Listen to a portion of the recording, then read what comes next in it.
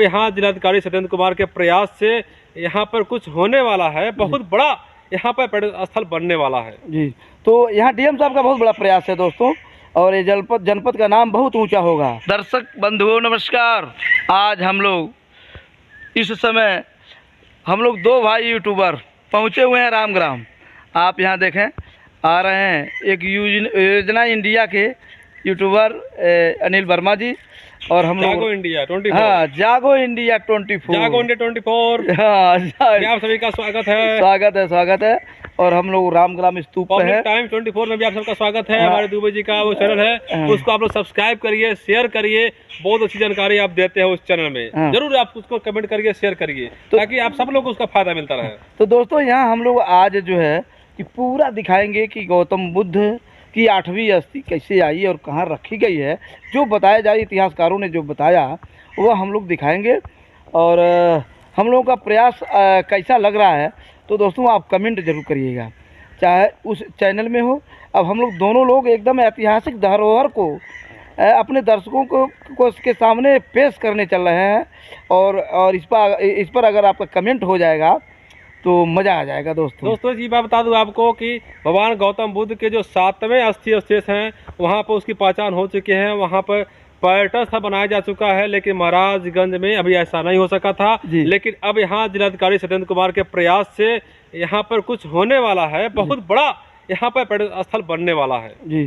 तो यहाँ डीएम साहब का बहुत बड़ा प्रयास है दोस्तों, और ये जनपद का नाम बहुत ऊंचा होगा। तो दोस्तों अब हम अपने बैक कैमरा से दिखाते हैं, और हमारे स्टूडियो में एक नए मेहमान आए हैं, जो स्थानीय पीजी कॉलेज महाराजगंज के सैन्य विज्ञान के पूर्व विभाग अध्यक्ष डॉक्टर परशुराम गुप्ता जी। तो दोस्तों आप इनसे सुने और जानकारी प्राप्त करें कि भगवान गौतम बुद्ध की 8वीं अस्थि कैसे आई, कहाँ है, और इसका खोज कैसे हुआ है। तो दोस्तों आगे उनसे सुने।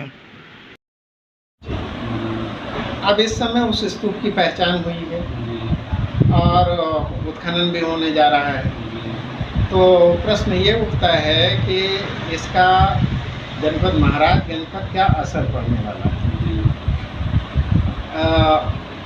जो अन्य 7 स्तूप थे, जिस समय सम्राट अशोक हुआ, तो उसने क्या किया कि जब वो बौद्ध धर्म में वो दीक्षित हुआ, तो वो सभी स्तूपों पर गया और वहाँ के अस्थि अवशेष निकाल करके उन्होंने उन पर जो है हजारों स्तूपों का निर्माण किया। लेकिन जब वो रामग्राम के स्तूप पर पहुँचा तो उसको पता चला कि इसकी रक्षा एक नाग करता है, और जब नाग को ये पता चला कि सम्राट अशोक आए हैं और वो इस स्तूप से अस्थि अवशेष निकालना चाहते हैं, तो ब्राह्मण का वेश धर करके और वो जो नाग था वो सम्राट अशोक के सामने उपस्थित हुआ, और उसने सम्राट अशोक को ये दिखाया कि किस तरह से जंगल से हाथी आते हैं और बाघ आते हैं और वो इस स्तूप की प्रदक्षिणा करते हैं। और ये देख करके अशोक काफ़ी प्रभावित हुआ, और उस नागरूपी जो ब्राह्मण था उसने जो है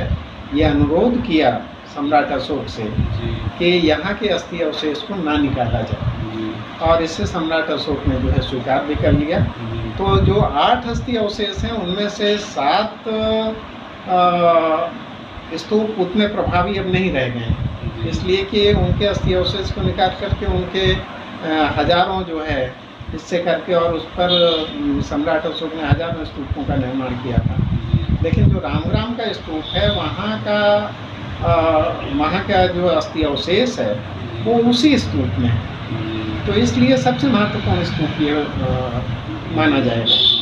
तो अभी तक तो 7 स्तूपों के बारे में लोगों को जानकारी थी, 8वें के बारे में जानकारी अब हुई है। और जितने भी बौद्ध भिक्षुक हैं, बौद्ध भिक्षुक जब तक 8वें स्तूप का दर्शन न कर लें तब तक उनकी जो है अपनी तीर्थ यात्रा पूरी नहीं होती। और इसीलिए दुनिया के जितने भी बौद्ध आएंगे